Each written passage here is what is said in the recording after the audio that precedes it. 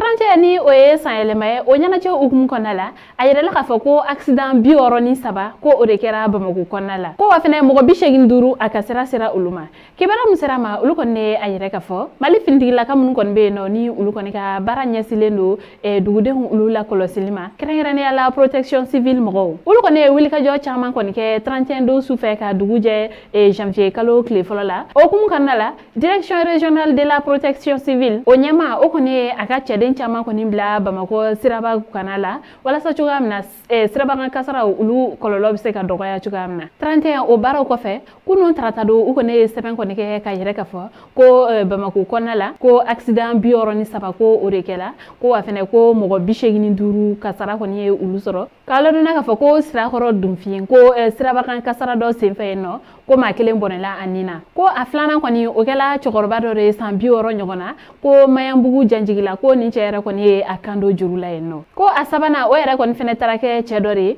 o su taara ye ji la state du Niger kɔnɔna la protection civile ale kɔni ɲɛma o ye a yɛrɛ k'a fɔ ko ale kɔni ka cɛden 890 ko olu kɔni ne wulikajɔw kɛ Bamako sirabaw kan na walasa ka se ka dɛmɛ don dugudenw ma ka sara mana minnu sɔrɔ ko sapeur pompier ninnu kɔni olu kɔni ka tan ka segin o kɔni cayara sirabaw kana la ko nin bɛɛ lajɛlen kɔni kɛla walasa ka se ka dugudenw lakana ko wa u ma da o dɔrɔn ma olu yɛrɛ minnu fɛnɛ ye ɲɛmaw ye olu kɔni wulila ka cun sirabaw kana la walasa ka taa jateminɛw kɔni kɛ n'o y'a sɔrɔ maa minnu kɔni bilalen don nin baara ninnu na n'u tun bɛ ka u ka baaraw kɛ a ɲɛma nka o jateminɛ ninnu bɛɛ lajɛlen kɔfɛ a yirala k'a fɔ ko finitigilaka ninnu bɛɛ lajɛlen kun cɛsirilen don u ka baara kɛ ko ɲuman na an balimaw ni kibaruya de tun b'an bolo ka da u tulo kan ani ce aw ka kulomajɔ la aw k'an bɛn a ɲɔgɔnna wɛrɛ